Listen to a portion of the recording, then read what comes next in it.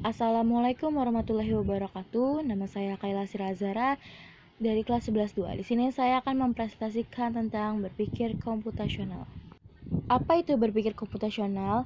Berpikir komputasional atau computational thinking adalah metode menyelesaikan persoalan dengan menerapkan teknik ilmu komputer atau informatika.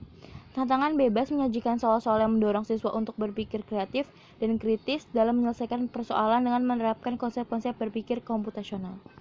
Ada juga tujuan dari berpikir komputasional, yaitu seseorang akan mudah untuk mengamati masalah, mencari solusi dari suatu permasalahan, memecahkan permasalahan, dan dapat mengembangkan solusi atau pemecahan masalah. Selain itu, berpikir komputasional mengasah diri kita untuk berpikir lebih efektif dan efisien. 4 langkah computational thinking yaitu decomposition, pattern recognition, abstraction, dan algorithm. Apa sih decomposition, pattern recognition, abstraction, dan algoritma? Decomposition itu adalah tahap pertama dari computational thinking. Dalam tahap ini, masalah dipecah menjadi lebih kecil dan sederhana.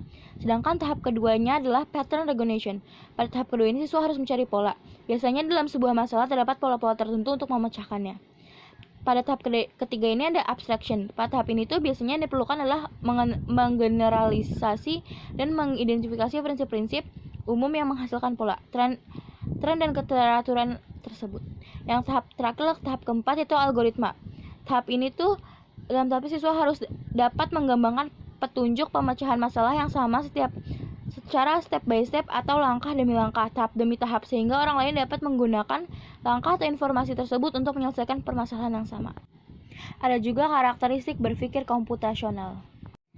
Karakteristiknya yaitu 1. Pemecahan masalah secara sistematis, yaitu melibatkan pemecahan masalah secara sistematis dan terstruktur dengan memecah masalah yang kompleks menjadi bagian yang lebih kecil dan lebih mudah dikelola. 2. Analisis data. Berpikir komputasional melibatkan kemampuan untuk menganalisis data, untuk menemukan pola dan kesamaan dalam data, dan untuk memahami data secara menyeluruh. 3. Desain algoritma. Berpikir komputasional melibatkan kemampuan untuk merancang algoritma untuk menyelesaikan masalah secara efisien dan efektif. 4.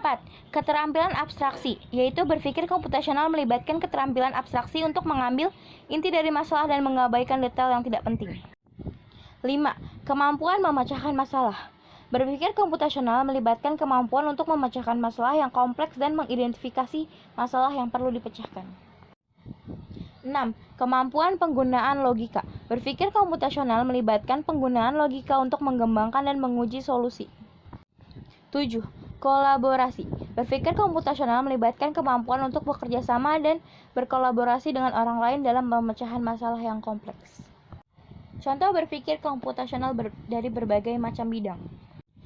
1. Bidang ekonomi, yaitu ada dekomposisi, pengenalan pola, abstraksi, dan algoritma. Dekomposisi yaitu dilakukan pencarian jumlah semua karyawan, prediksi penambahan karyawan dalam beberapa bulan ke depan. Pengenalan pola itu ada melihat berbagai solusi dari kasus nyata perusahaan yang berkembang, melihat apakah pindah ke kantor lebih besar adalah solusi. Abstraksi itu ada memilih solusi paling tepat yang bisa menjawab kebutuhan dari masalah, yaitu pindah ke gedung kantor yang baru. Algoritmanya yaitu perusahaan mencari gedung kantor baru, melakukan survei, mengecek berbagai fasilitas, melihat kecocokan kantor dengan kebutuhan. 2. Bidang teknologi, yaitu dekomposisinya itu file disembunyikan, kapasitas hard disk tiba-tiba penuh, karyawan tidak bisa login ke komputer, ada penggandaan file, dan lain-lain. Pengenalan polanya itu ada komputer yang tersambung dengan internet secara langsung terkena oleh serangan virus. Abstraksinya itu mengisolasi komputer yang terkena virus, melakukan pemindaian virus, update antivirus.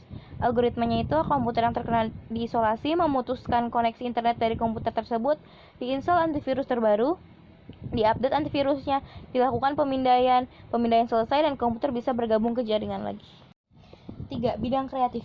Dekomposisinya itu pencipta lagu tak pandai alat musik, pencipta lagu tak tahu nada, pencipta lagu perlu bantuan produser. Pengenalan polanya itu ada penulis lagu akan lebih mudah menciptakan lagu bila bisa bermain minimal satu alat musik. Abstraksinya pencipta lagu belajar satu alat musik populer, atau pencipta lagu bekerja dengan produser. Algoritmanya itu pencipta lagu memilih satu alat musik, pencipta lagu belajar memainkan alat musik, pencipta lagu mengenal kunci-kunci dan nada. 4. Bidang pendidikan. Dekomposisinya koleksi buku sedikit, koleksi buku kurang update, petugas perpustakaan kurang ramah, pengkategorian buku tidak rapi. Pengenalan polanya itu Pengunjung sebuah perpustakaan bertambah dengan koleksi buku baru. Pengunjung sebuah perpustakaan bertambah dengan kegiatan menarik terjadwal di perpustakaan. Abstraksinya, grafik pengunjung stabil dengan diadakannya kegiatan menarik terjadwal di perpustakaan. Algoritmanya, petugas membuat daftar kegiatan di perpustakaan, petugas membuat jadwalnya, petugas menempel jadwal kegiatan di depan perpustakaan.